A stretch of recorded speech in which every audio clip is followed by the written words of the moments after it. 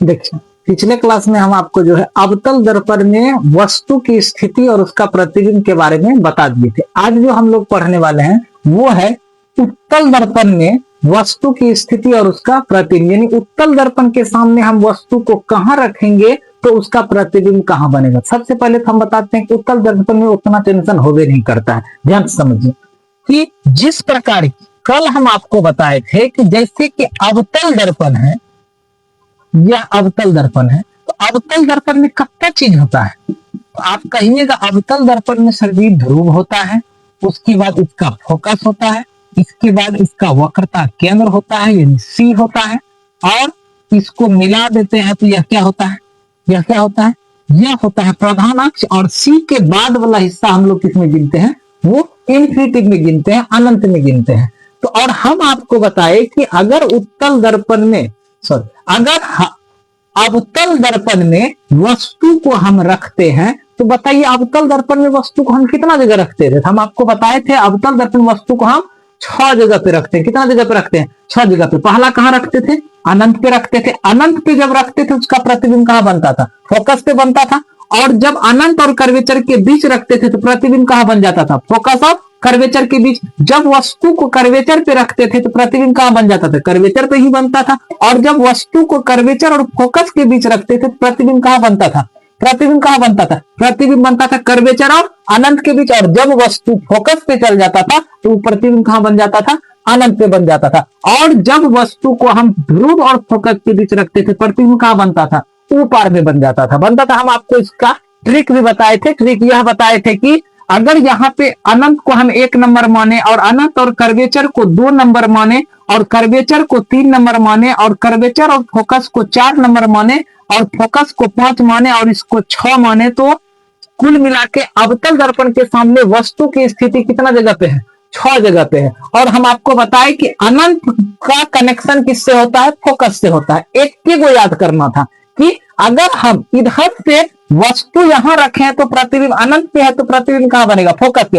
और आप इधर बढ़ते जाइए और प्रतिबिंब को इधर लेके आइए। देखिए यहां देखिए, यहां हम लिखे 1 और यहां लिख दिए 2, यहां लिखे 3, यहां लिखे 4 और यहां लिखे 5। हम पहले बता दिए कि 6 नंबर को जो है इसमें आप शामिल नहीं कीजिए। 6 नंबर का यानी दर्पण में अगर हम सट जाएंगे तो उसका प्रतिबिंब अवतल हो या उत्तल। सोचिए पृथ्वी कितना बड़ा का गोला है, कितना बड़ा का गोला है। और अगर हम इसमें दर्पण के निकट आ जाएंगे तो इसका यह क्या करेगा, पीछे में प्रतिबिंब। जिस प्रकार की पृथ्वी गोल है, बहुत इतना बड़ा है कि उसमें हमको कहीं पे ऐसा लगवे नहीं करता कि पृथ्वी कर्व है, यानी ऐसे घुमा हुआ है, गोल है। उसी तरह जब आप यहाँ ध्रुव में पूरा पूरा सट जाइएगा तो यह आपके लिए यह सोचिए तबर का हम गोला बनाए और यहाँ से इसको हम क्या किए, ऐसे करके मिटा दिए। अब अगर हम आपको पूछे कि क्या यह गोला है, कहिएगा ही गोला है, लेकिन है तो अवतल का ही टुकड़ा, ये अपना गुण तो छोड़ेगा नहीं। तो जब हम ध्रुव और फोकस के बीच आ जाते हैं तो प्रतिबिंब जो है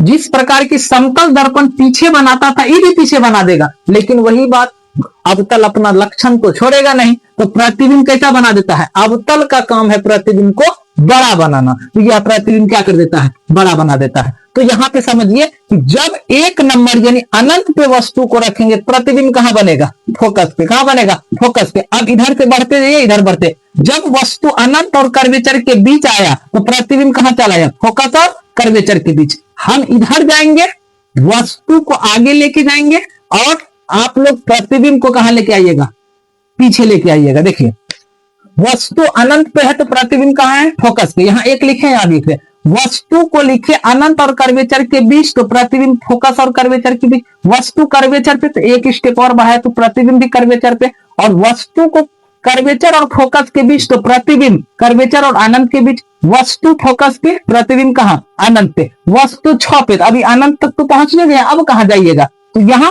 तो प्रतिबिंब कहां चल जाएगा, ऊपर। जब जगह नहीं बचेगा तो प्रतिबिंब कहां भेज देना, ऊपर। तो ये हम जो है आपको बता दिए थे, ठीक है। अब ये सोचिए कि हमको जो आज पढ़ना है वो पढ़ना है कौन सी, उत्तल दर्पण में प्रतिबिंब का बनना। हम जब अवतल में बताए थे, हम आपको पहले ही बताए कि अगर हमको प्रतिबिंब बनाना है पहले हमको यह पता करना पड़ेगा कि जिस दर्पण में प्रतिबिंब बनाना है उसमें हम वस्तु को कहां कहां रख सकते हैं। तो सबसे पहले उत्तल दर्पण बना लेते हैं। यह दर्पण आपका उत्तल दर्पण हो गया, ध्यान से समझिएगा बात को। यह हो गया उत्तल दर्पण। उत्तल दर्पण है, इसका परावर्तक सतह उठा हुआ है। उत्तल दर्पण का ध्रुव यहाँ यानी पोल हो गया। अब इसका एफ तो होता है पीछे और सी भी होता है पीछे, ये हो गया एफ और सी हो गया पीछे। अब सोचिए कि क्या इस दर्पण के सामने आप जो है वस्तु को सी पर रख सकते हैं? सी तो दर्पण का पीछे है, तो सी पे हम कैसे रखेंगे? क्या इस दर्पण के सामने आप वस्तु को एफ पे रख सकते हैं? नहीं रख सकते हैं। तो हम कहां कहां रख सकते हैं? उत्तल दर्पण में वस्तु को हम कहां कहां रख सकते हैं? ये हम मिला दीजिए, कहां कहां रख सकते हैं? उत्तल दर्पण में हम वस्तु को कहां कहां रख सकते हैं? ये बताइए कि ध्रुव के आगे का हिस्सा इस सब किसमें गिनाएगा? अनंत में ही गिनाएगा। किसमें गिनाएगा? अनंत में गिनाएगा। अब सोचिए कि या तो हम वस्तु को यहां अनंत पे रख दें, कहां का? वस्तु का स्थिति देखिए, एक नंबर में अनंत पे, अनंत पर। दूसरा, अनंत और ध्रुव के बीच में रख सकते हैं, अनंत और ध्रुव, ध्रुव के बीच में। और तीसरा, हम पूरा ही ध्रुव पे सट जाते हैं, इस पे रख सकते हैं, यानी तीसरा हो गया ध्रुव पे। ध्यान से समझिएगा, ध्रुव पर। अब बताइए कि उत्तल दर्पण के सामने हम वस्तु को कितना जगह पे रख सकते हैं? तो आप कहिएगा उत्तल दर्पण के सामने वस्तु को तो बस 3 ही जगह पे रख सकते हैं, जबकि अवतल में कितना जगह पे रख सकते थे? 6 जगह पे रखते थे। उत्तल में कितना जगह पे? 3 जगह पे। अब सोचिए कि अनंत पे अगर हम वस्तु को रखें, अनंत पे, यह अनंत हो गया, अनंत पे हम वस्तु को रख दिए, अनंत पे रखे तो एगो किरण कैसे आएगा?